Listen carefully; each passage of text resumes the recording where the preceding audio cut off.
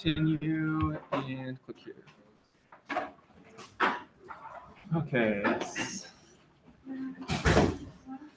Okay, yeah, welcome to our next data mining class. Hope you all had a good start of your afternoon, good lunch, good morning.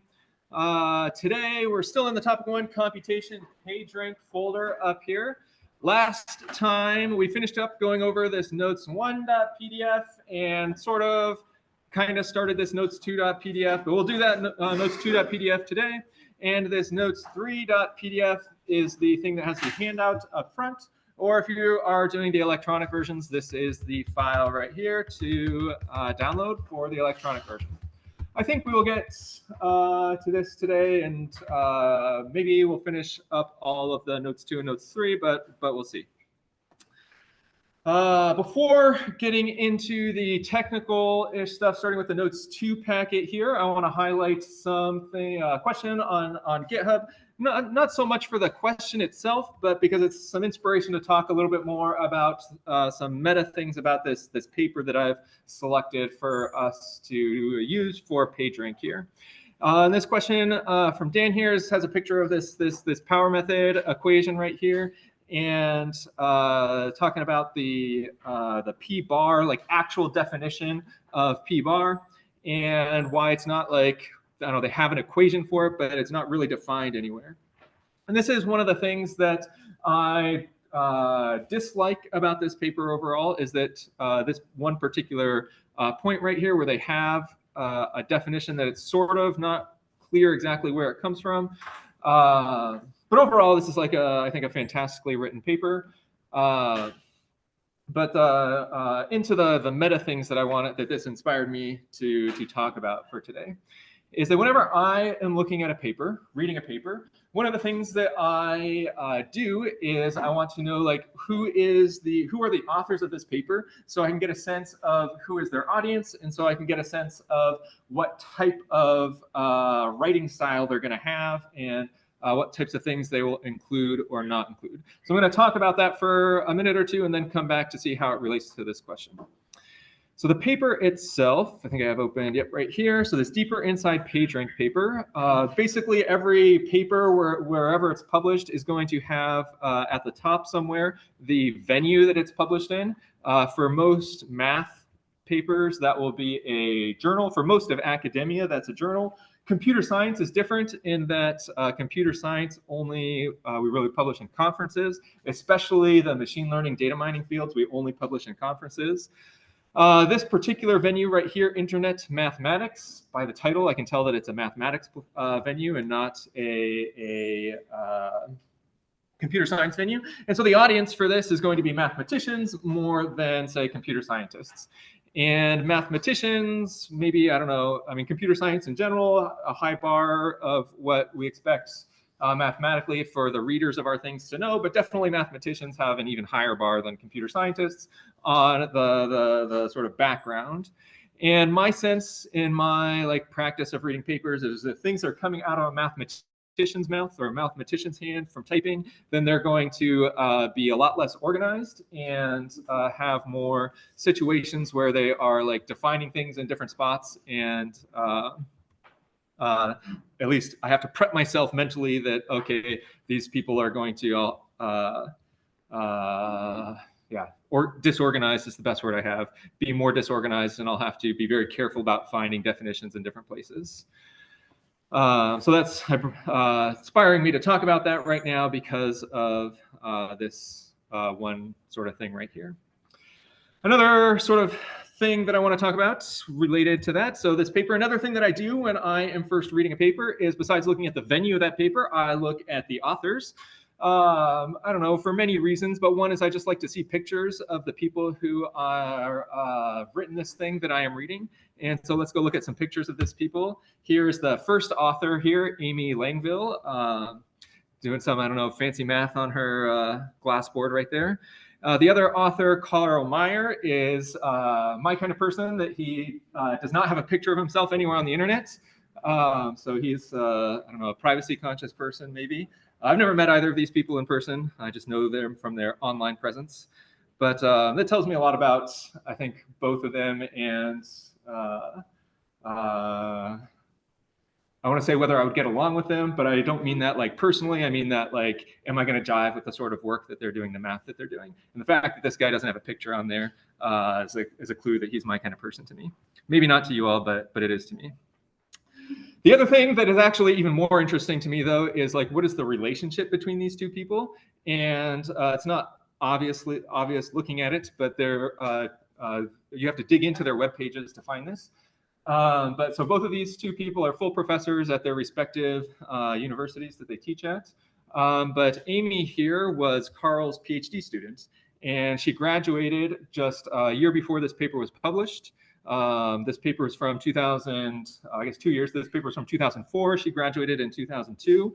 And in the mathematics world especially, it takes these journal papers, often say like a year or two between when the paper is finished and submitted until when it is actually published. So this tells me that this paper is really like somehow the culmination of Amy's PhD work that she was doing. And she was really the person who probably did the vast majority of this work.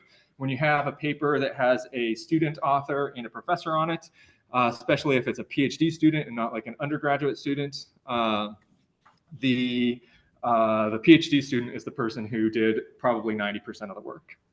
Maybe a little bit less true in math than in computer science, but still mostly true. Another way that I know that that's true is because in math, it is customary.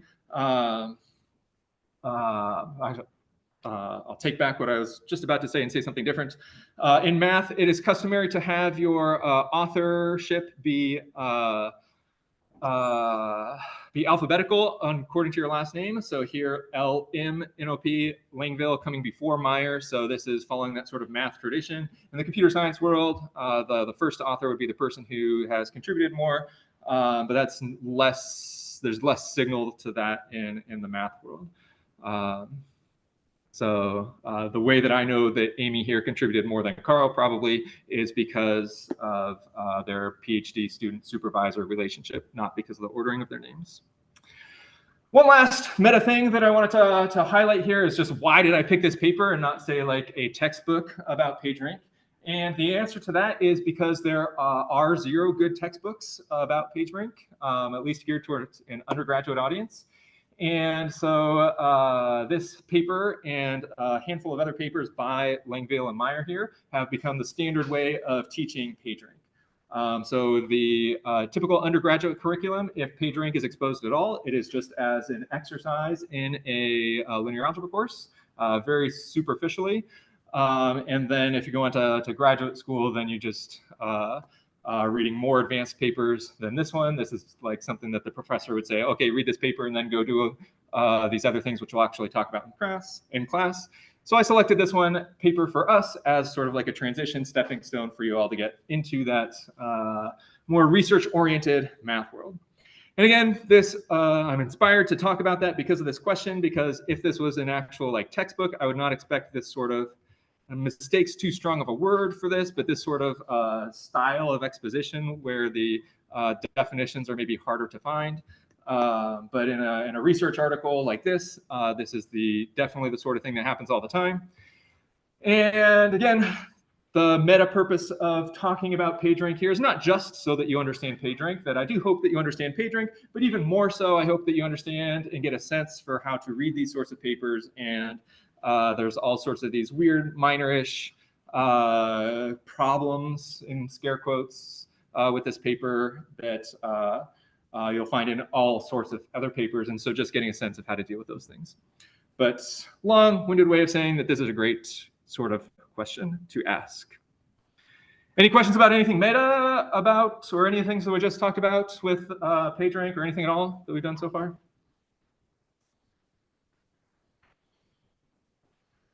Okay. Then we will, one last thing that I forgot to click right here, Google Scholar. It's always nice too to look at the Google Scholar of different papers that you read. In the computer science world, a paper with 1,000-ish citations would be I didn't want to click the button. It's definitely a really good paper, very popular. Not at the level of like most important paper in a field. In the math world, this number of citations would be a like extraordinary number of citations. So since this is sitting more in the math world, this tells me that the number of citations this is really like a foundational paper to this field because it's coming from the math world. Yeah. Okay, that was all. Okay, one last thing that I wanted to say. PageRank invented in 1998. That's when Google was first released. This paper 2004. So this is really at like the earlier end of the internet life cycle, the life of the internet, the life of Google. At this point, in some sense, the paper is outdated. Well, I'll just highlight, I think today, a couple of small facts that have changed since 2004. But obviously the math has not changed, and like the main meat part of the papers have not changed. And so that's why nobody has sat down and decided to write like a new textbook about this topic, because there's just not a need for one at this point, that this is still like the main good paper about this. Okay. Now, what we'll actually do today is starting technical stuff, going into this notes2.pdf file and coming over here. I have it opened. Again, so high level idea of what we've done last time building up to today is that in the notes one, the purpose of the notes one was to get you to practice some of the definitions. Again, like for the quiz today, have those definitions solidly memorized, so that as we do these later notes here, this PageRank 2 and PageRank 3 packets, you won't be handicapped by not knowing those definitions when we talk about different concepts. Again, all the problems from the PageRank 1 I would classify as trivial problems. And that trivial doesn't mean they're supposed to be easy. It just means that they should probably take you less than an hour to do. And if they're taking you more than an hour, then something's wrong. And you should seek for help, ask for help, consult somebody else. Again, the collaboration policy in this class is you can do whatever you want that is going to help you learn. So please feel free to talk to other people, come to office hours, talk to me after class about anything. Happy to help in those situations.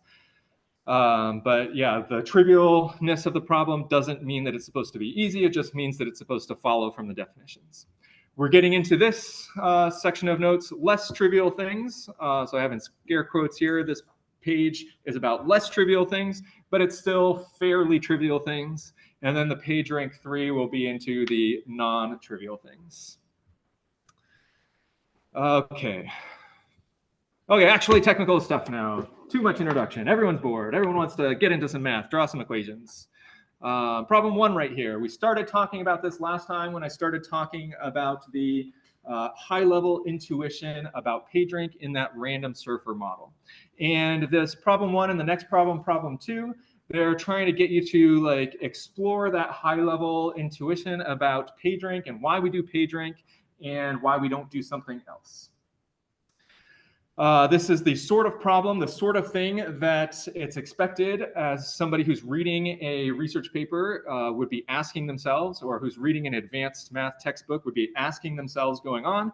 And authors will sometimes try to, like, especially in a textbook setting, sometimes try to prompt you to think about these things, but it's really expected that you're going to be coming up with these sorts of problems on your own and testing your own understanding of things that way.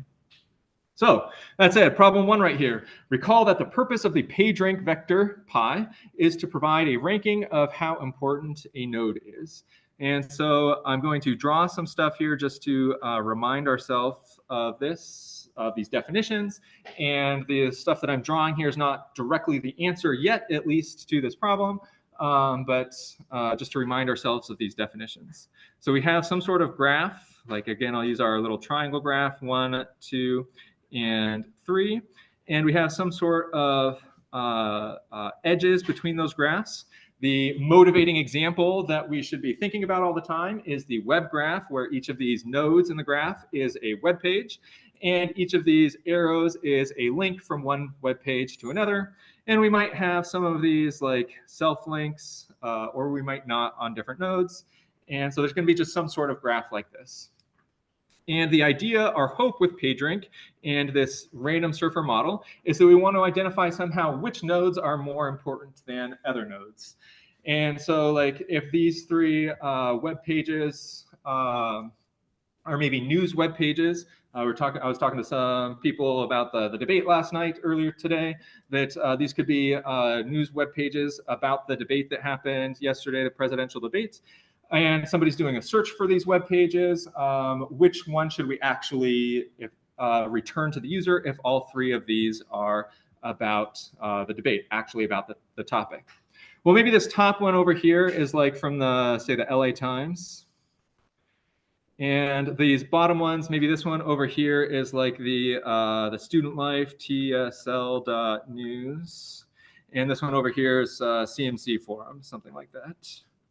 I think that one's .com, maybe .org, I don't remember. But we have some small student newspapers down here. They are very likely to have links to the LA Times, but the LA Times is very unlikely to have links back to the student news, student life, or CMC forum about something like this. Maybe if it was a topic about like Claremont somehow, these would be linked from the LA Times, but LA Times is not going to care what sort of debates are happening about the presidential election on a small campus like ours.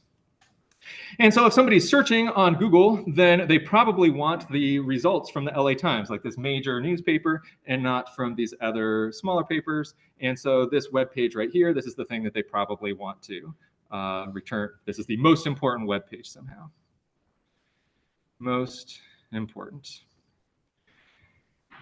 And it's a very informal definition of things, not even defining it, just sort of describing that intuitively LA Times is the most important. So that's why there's the scare quotes, no definition there. In order to actually formalize this and do this and actually somehow operationalize how we determine something is the most important, we need to, that's what the purpose of this problem is. Right, continuing reading the problem, starting from here, the second sentence, it says there are many alternative ways to provide such a ranking. One simple alternative is to rank nodes by their in degree. And for typical graphs, the in degree ranking of the PageRank ranking will be similar, but there are graphs for which the two can be arbitrarily different from each other. So in this case, I'm going to write in green what the in degree ranking of each of these nodes is. This one over here is A2, this one is A0, this one is A1, because each one of these nodes has some number of links going inside of it. And we could use this in degree ranking to somehow determine that the LA Times over here is the most important of these nodes, the most important of these news articles, and these other two down here, not important because they have fewer links going inside of them.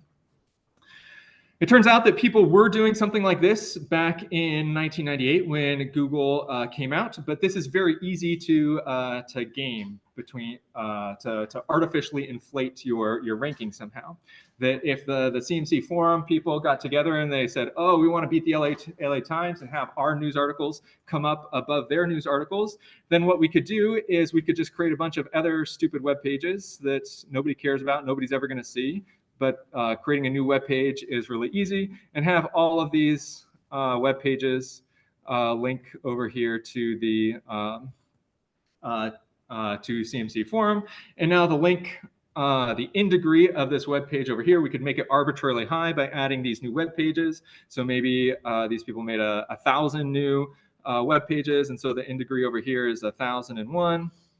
And so that looks way better than the LA Times. But this is sort of like still obviously not a good method of ranking things because these are all like somehow fake web pages, not real web pages, not web pages that we should care about. And so the in degree is not what people use when they're ranking the nodes of a graph.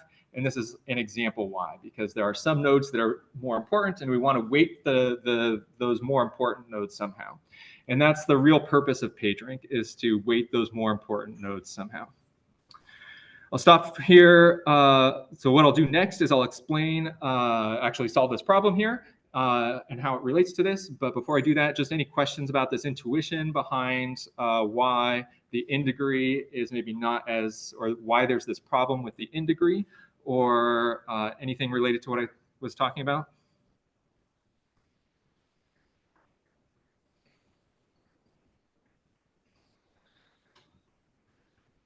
Okay.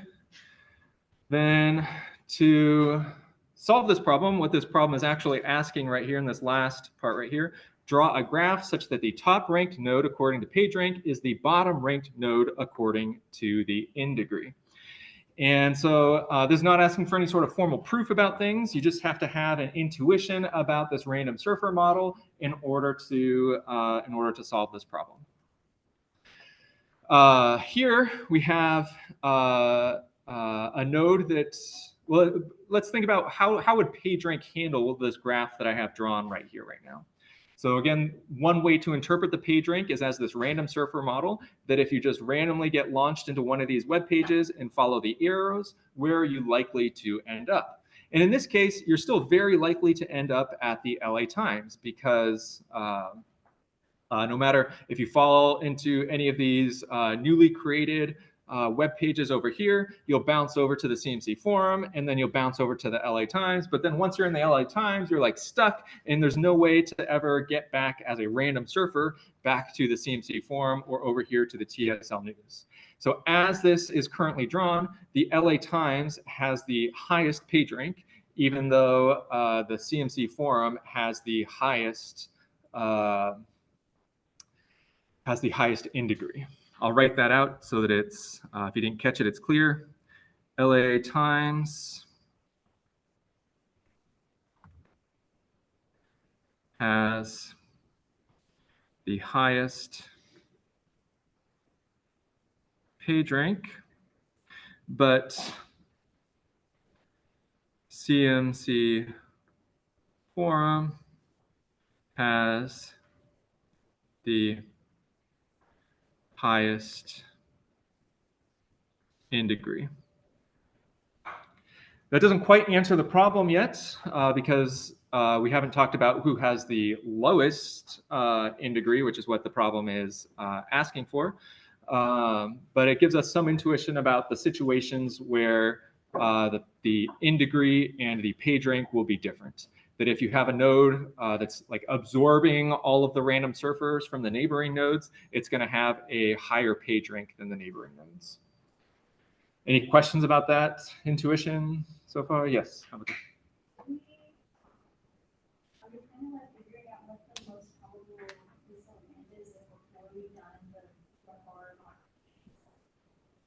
Yeah, so the question is, how does this relate to the p-bar modifications about things?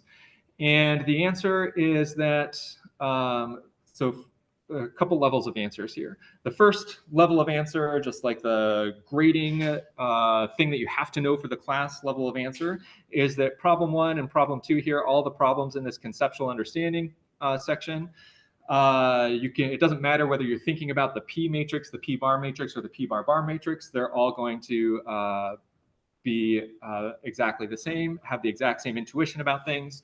And it is simplest to just think about the P matrix. A more in-depth level of understanding of why you don't have to think about the P bar bar versus the P matrix is that, like, if I'm not drawing an arrow between things, in the P bar bar matrix, you can think about there's like a really lightweight arrow between things. And so even in the P bar bar sense, once everything is fully connected here, so again, the P bar bar, I'll write out our definition of that for us. P bar bar has the alpha P bar plus the 1 minus alpha of our something like that over here, this personalization vector, this thing that is like connecting everything together.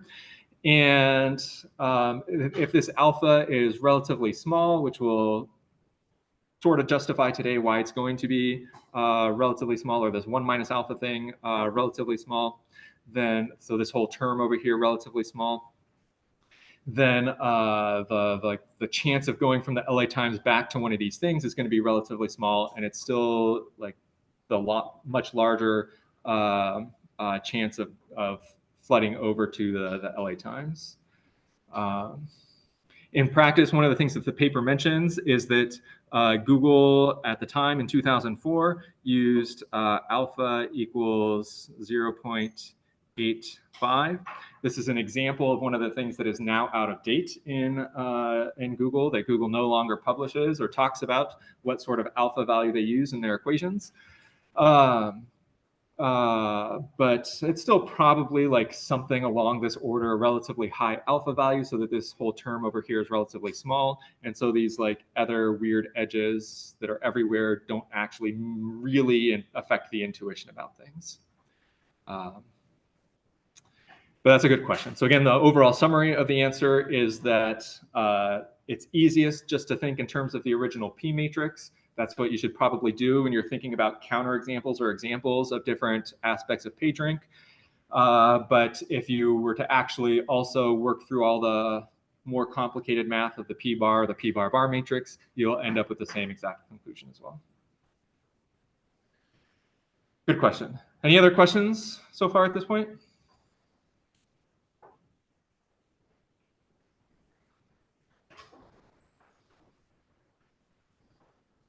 Okay. So again, we haven't fully solved this problem. Again, what this last sentence here is asking for: draw a graph such that the top ranked node according to PageRank is the bottom ranked node according to indegree. And right now what we have is the top ranked node according to PageRank is the LA Times. No matter where you start, you can get to the LA Times. You'll eventually get to the LA Times and then be stuck there forever. But the LA Times has an indegree of 2, and there's this TSL News over here that has 0 indegree. So we'll just modify our graph a little bit by saying that the TSL News people also added a whole bunch of fake web pages that are also going to link up here. And now they have an indegree of however big we want to make it. We can also make this, they added 1,000, so there's 1,000 indegree up here. And it doesn't matter how much indegree we have here, how many of these fake web pages we add here pointing to TSL News, or how many we had over here pointing to CMC Forum. All of this like random surfer flow flowing through all these arrows is eventually going to take you to the LA Times. And so the LA Times is still going to have the largest page rank. The indegree here of the LA Times, though, is still going to be 2, very, very low. And we can make the indegree of these other nodes as big as we want. All of these other nodes over here, like right now, these nodes have nothing coming into them. So they all have an indegree of 0. So they're still the smallest. But we can also add, make this a fully connected graph over here. Everything's connected to everything else. All of these nodes are pointing to everything else, trying to increase our page rank, trying to make the random surfer stick around this area as much as possible. Everything's connected to everything else. So the degree of all of these nodes is as large as we want it to make. But eventually still the random surfer is going to get sucked over here into CMC Forum and sucked up to LA Times, and they can never make it back over to here. So the LA Times will have an indegree of 2, the largest page rank, and all other nodes have indegrees that are as large as we want them to be.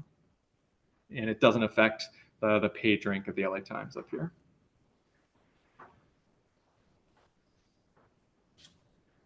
So a good appropriate question to be thinking in your head at this point is like, what do I actually have to know for the class here? What do I have to be able to do? And the answer is like on an in-person exam, I might ask you something like this to see how much of the intuition of PageRank you get. I'm not going to ask you about a proof of anything. You don't have to write out any sort of proof. You don't have to, like in this case, actually calculate the PageRank and show that it is higher for LA Times versus these other nodes. But being able to have an intuitive justification for that is something that you need to be able to do. This problem 1 right here has only this problem. This is the solution. The problem 2 down here, I'm not going to go over this in class. I'm going to expect you to be able to do this on your own. This is your homework, which again will not be completed, but this is the sort of question that you can expect from future in-person exam type things, that I might ask you one of these things in the exam and expect you to be able to provide the answer on the spot.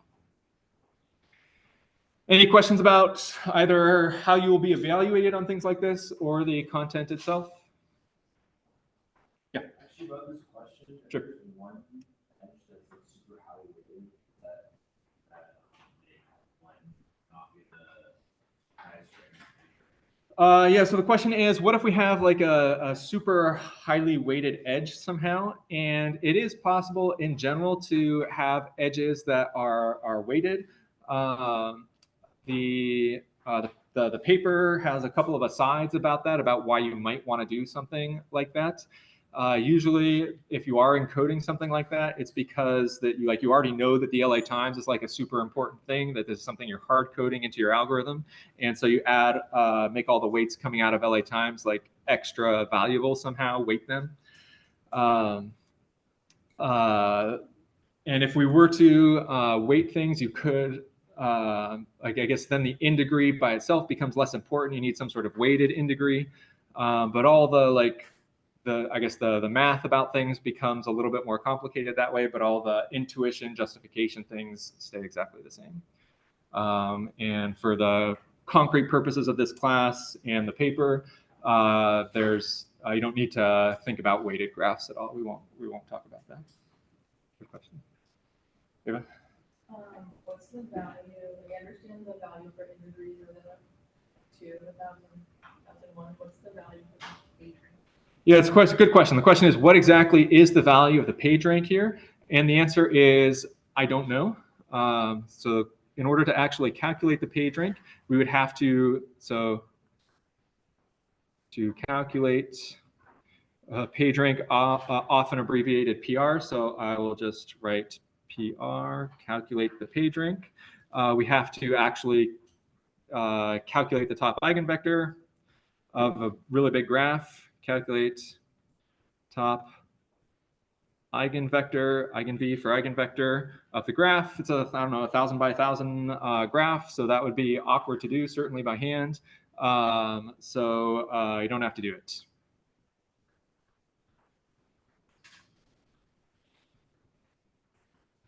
You should just be able to reason about like why the page rank of this node is bigger than the other node based on the random surfer model or one of the other equivalent models' intuitions about page rank.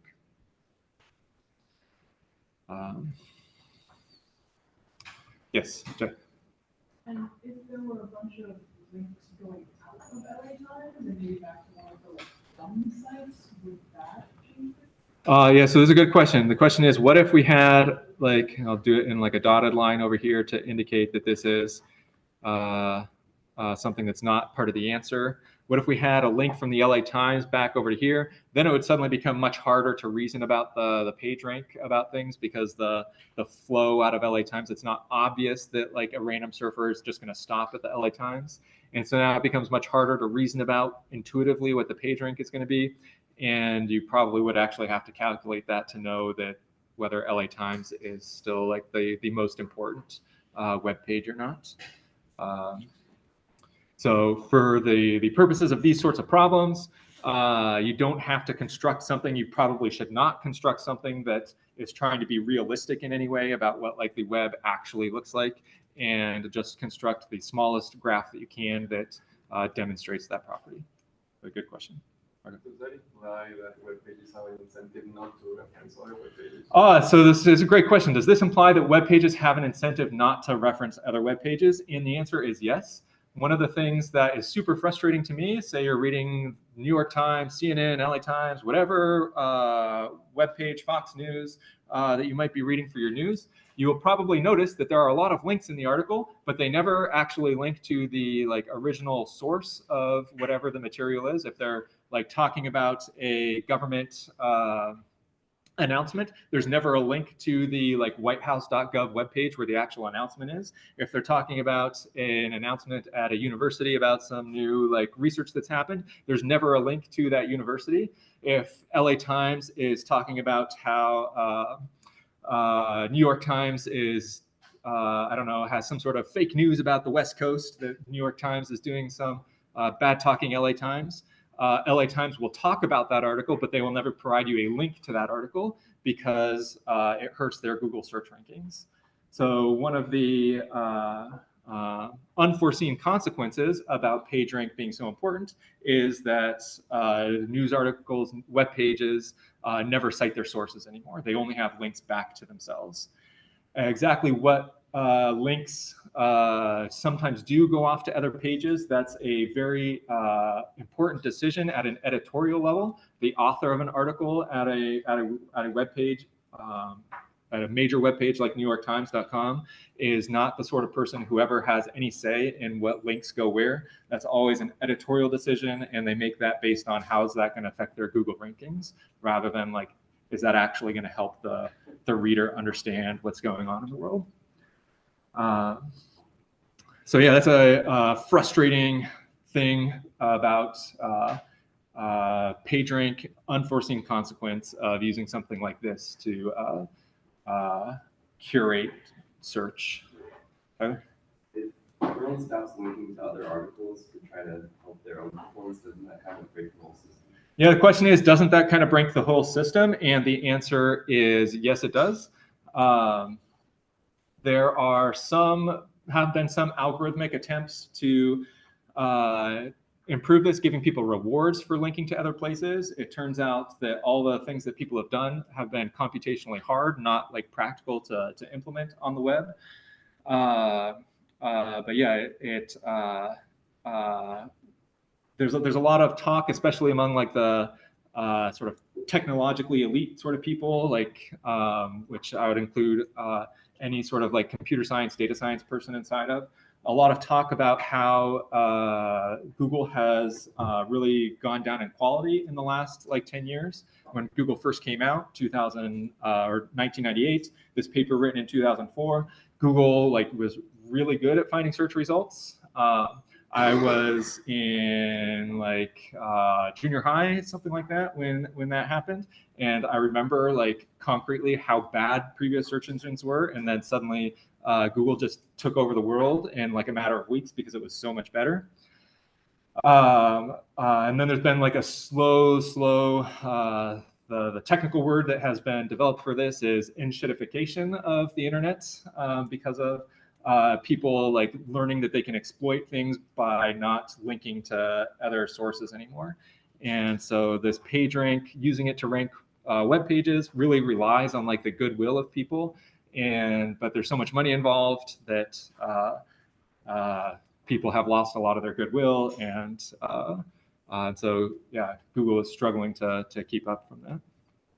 It's one of their like major technical things that they have lots of researchers working on, but that doesn't get a lot of like press because it's not the hottest trendy topic that average person can understand. Good questions. Fantastic questions.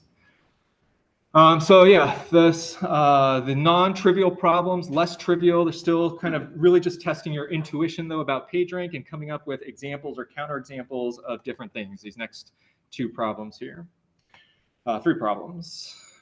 What we're going to spend the most of the time today talking about though is actual runtimes, and talking about the details of this PageRank algorithm, how it's implemented, and we will see, or you should have already seen reading through the paper, that they don't anywhere talk about the runtimes of things.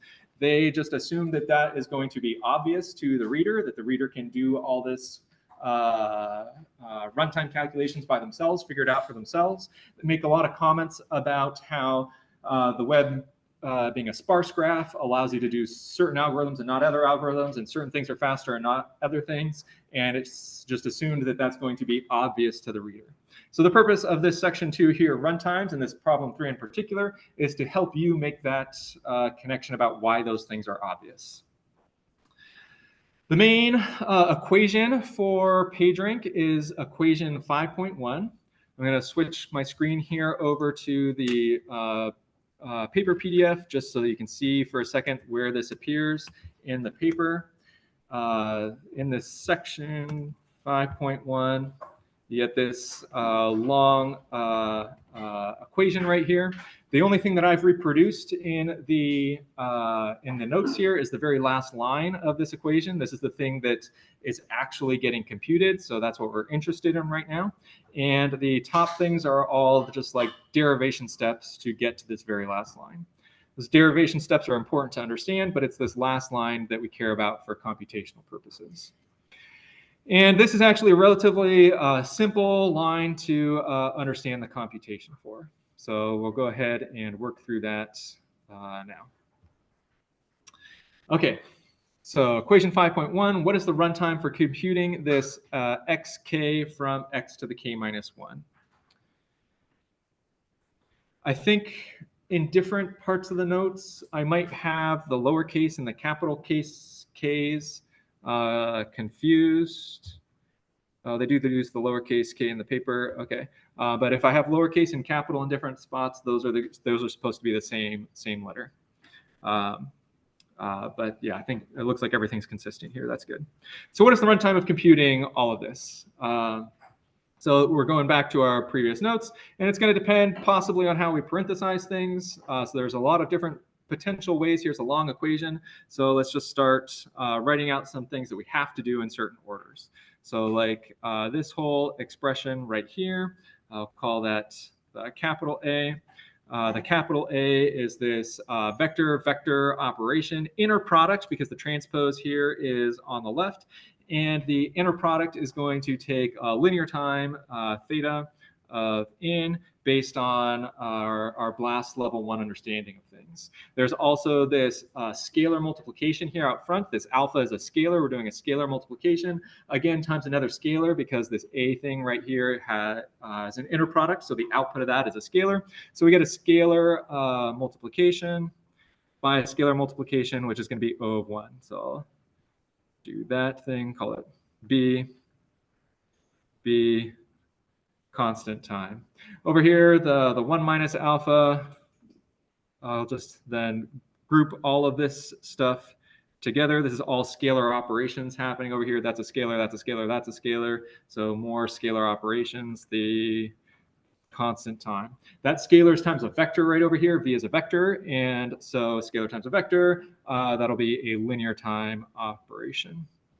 I'll do green there. So this whole right-hand side over here, call that D, that D being again, this thing in purple, C is a scalar times a vector. So that's the BLAST level 1 operation, linear time, theta of n. That's everything on the right-hand side. Now we're on to the left-hand side over here. Let's change our color to, let's do dark blue. It won't matter the order that we'll do things in, but I'll start with the scalar multiplication over here. Call that capital E. And the capital E, it's a scalar multiplication times a vector. So it's, again, the linear runtime, theta of n. Then we have a vector, E is a vector here, times P is this matrix. And it's very important up here that P is sparse. They make a big deal in the paper about P being a sparse matrix, even though P bar bar and P bar are not sparse. But P is sparse. And so here when we have a vector times a sparse matrix over here, let's go back to orange. We haven't used orange yet. So this whole thing right there, that's a vector times a sparse matrix. Which will give us, let's see, call that F up here. And so F is going to have the runtime of the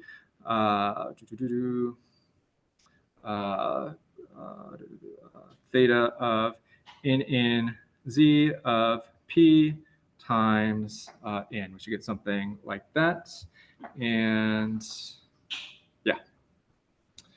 Adding all of that together, all of these terms over here in the rainbow colors are smaller than this orange term over here, so they all get absorbed in our simplification. And so the overall runtime of this step is just going to be the theta of n z p times n. Hopefully that was relatively straightforward review-ish stuff of the things we've seen before. But again, this is the sort of thing that authors of papers will essentially just expect you to be able to understand. If not do in your head, then get out some scratch paper and work out for yourself when it's time to do that. I'll pause for questions in 1 second here. There's one last thing that's noted in the paper, which we should also highlight here. And that's, so again, this n and z of p is like guaranteed to be sparse in our problem. And in particular, n and z of P. They mention in the paper that that is going to be O of n, where n is the total number of web pages. The reason for this is because every web page can have only a finite number of links to every other web page. It's typically going to be on the order of, I don't know, 10 to 1,000 maybe. And but there are trillions of web pages on the internet. Another way that this paper is out of date is they say that Google's index contains only 8.4 billion web pages, but these days it's like 10 to the 15th is the most recent number I've seen from them. So 6 orders of magnitude larger than that. But the sparseness, number of non-zeros of P, is still linear in the total number of web pages here. So with this domain assumption, the domain assumption, that will imply, so this is our domain assumption, imply that the runtime is theta n squared. For the purposes of exam sort of things, you should be able to like go back and forth, understand that both of these two things are correct answers for a problem like this in certain situations, and be able to explain why they're equivalent to each other. Any questions? Yes. So I understand why like you use function data for say O then and then you multiply by P. Is that O then plus O then? Is that what you do? Or sorry, data. Data and times O then? The question is, I wrote O over here, but theta over here. No, sorry. The question is like if we do alpha times x minus 1 transpose. So The that's E. the E, and then we do E and then F. So is that E and then F is doing this function we do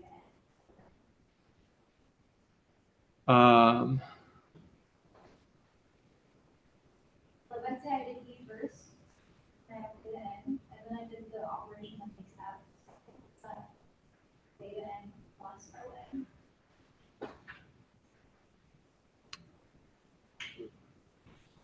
Not fully following what you're trying to say. Sorry. I think that's more on my end, not on your end.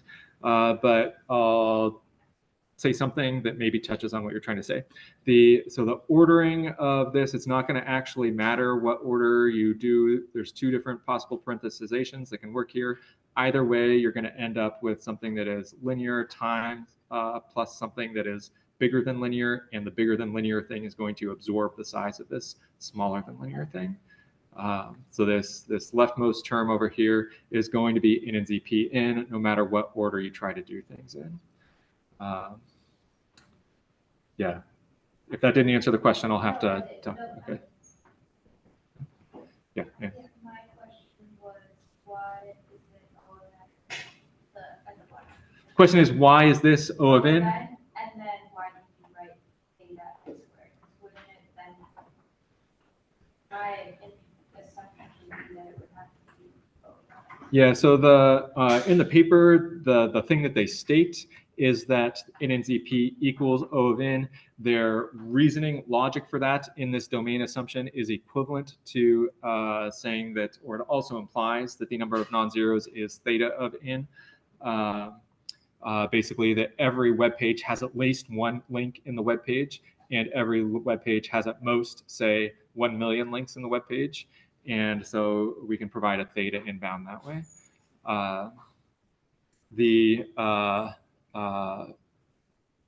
It's not going to be super important whether we track the theta or the onus of this problem.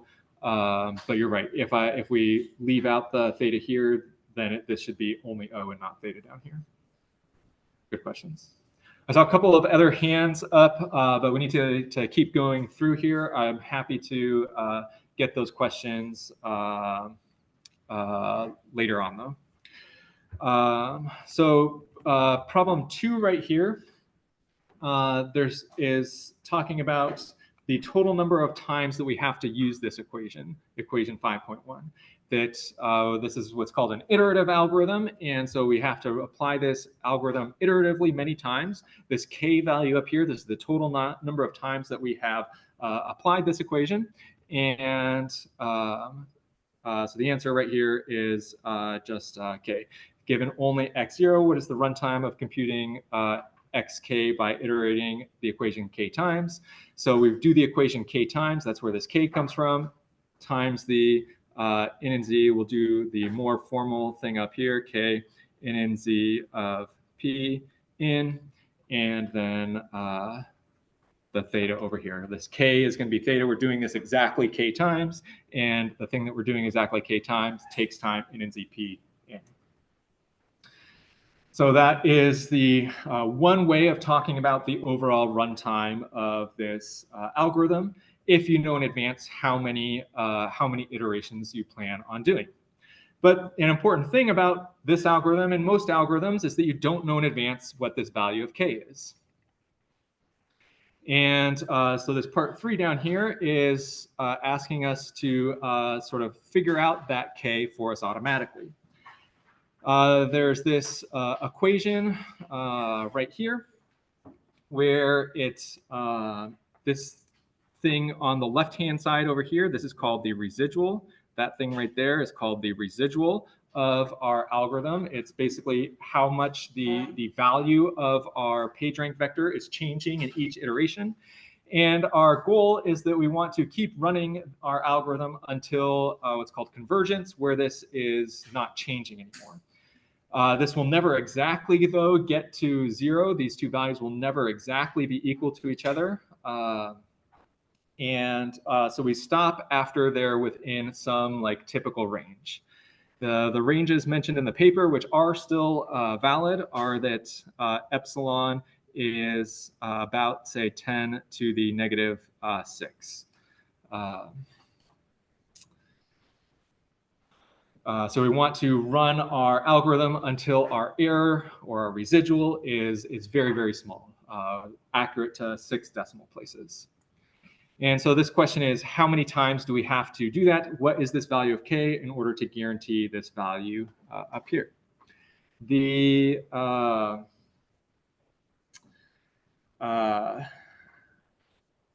formula, and it's not clearly specified in the paper, but this is where they have this discussion that you can take a look at. The formula for this is epsilon equals alpha to the k. They mentioned that there is a proof from another paper that handles that. You're not required to understand the proof of that for this class. You just need to know like what to do once you have this result. So we have this formula right here, and our goal is to solve for k so that we can substitute it into our previous formula. In order to solve for k, we'll take the log of both sides. Log epsilon equals k log alpha. Here I took the log of both sides, and the log of alpha to the k, an exponent you can take out of the log. That's why we're taking the log of both sides here. And then divide both sides by log alpha. We get that the log epsilon divided by the log of alpha equals to k.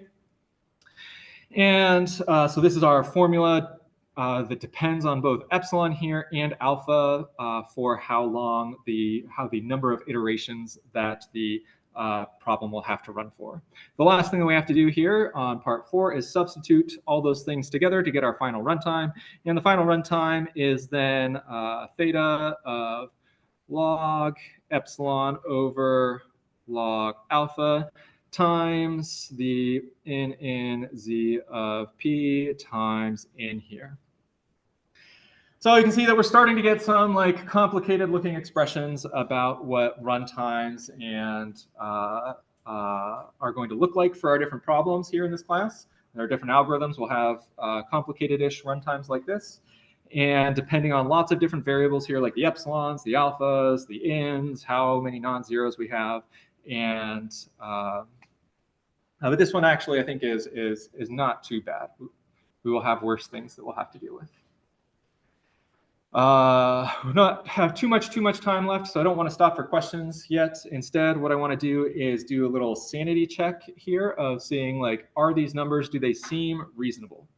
And a good way to do that is to think about like some extreme values of all of these. We have sort of like 4 different parameters here that affect the runtime of our algorithms here. We have 4 different things that we have to think about, and we want to make sure that like they're reasonable how they're going to affect things.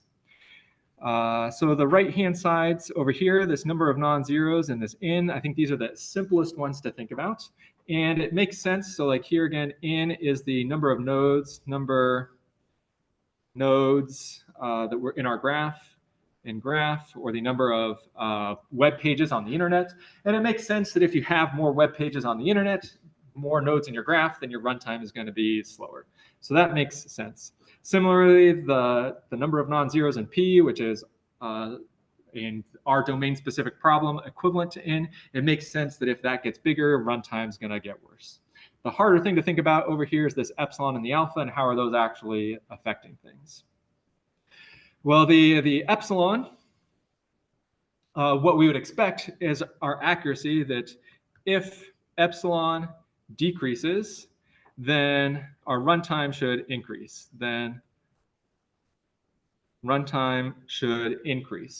That if we want a more accurate answer, if we want our residual to be smaller, then we should expect the runtime to have to be larger. And so a good sanity check is let's just make sure that this formula describes that behavior.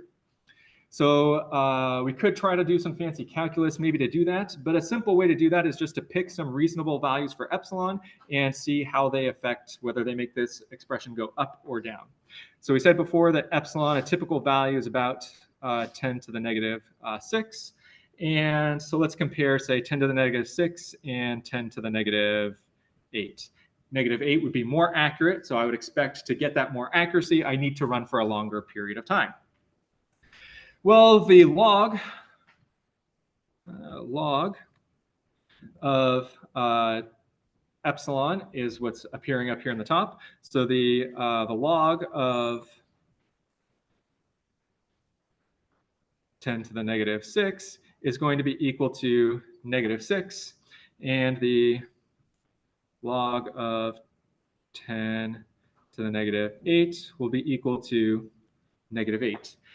It's a little bit weird now that I have a negative value in my runtime over here, that if I have a more accurate thing over here, this is getting a more negative value, like it's happening backwards in time. This is actually correct, though. We haven't made a mistake. The log epsilon does all behave this way. If you get a more accurate value, the log 10 to the negative 8 is negative 8. What's happening here is the log of alpha is going to cancel out this negative sign. The log of alpha, one of the rules of alpha is going to be between 0 and 1, so contained in the set from 0 to 1. And the log of any number in that set is going to be negative. So both of these two things, or this fact right here, implies that the log of alpha will be less than 0, will be negative. And so this will cancel out the negative sign up here. The fact that log alpha is going to be negative will cancel out this negative sign over here. And so the absolute value of the log of 10 to the negative 8, canceling out the negative sign here, we get 8 and 6 for 10 to the negative 6.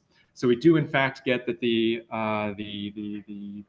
program, the algorithm, will take more time when we have a larger epsilon, or a larger accuracy that we're requiring, a smaller residual.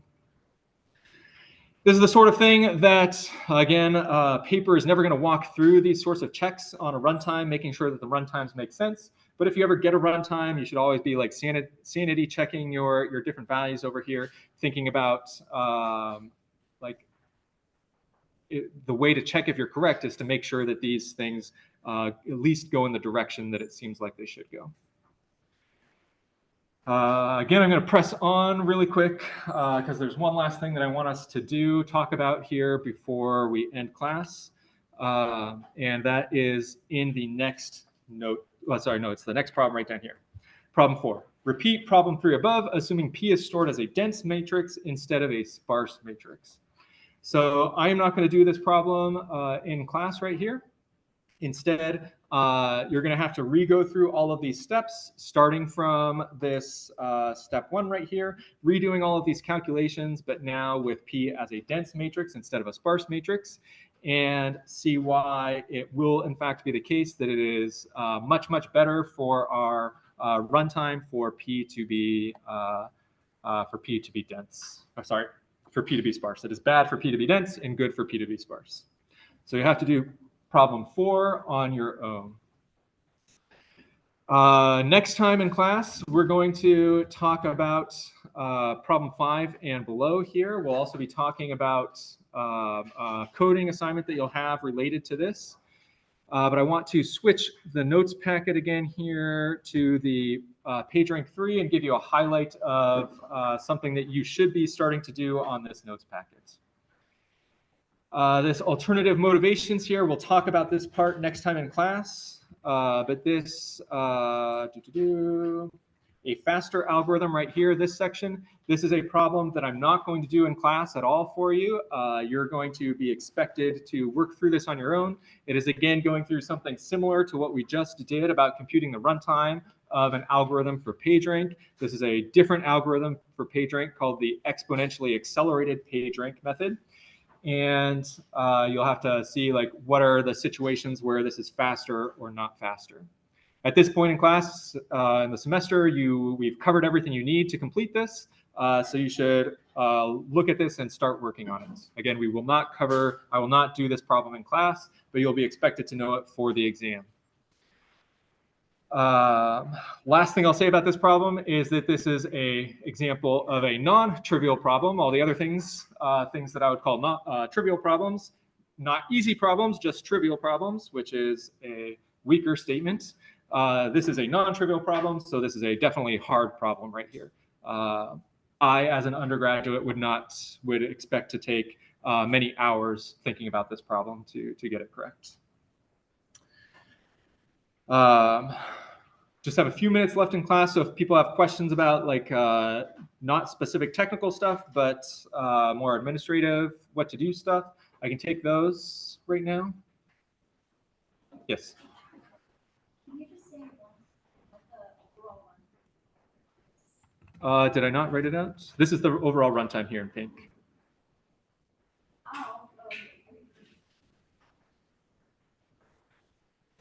Oh, Yeah, good question. Yes, question. No quiz on Monday. And no quiz on Wednesday. No quiz next week. Okay. If anybody has, yes, go ahead. So what to do this weekend?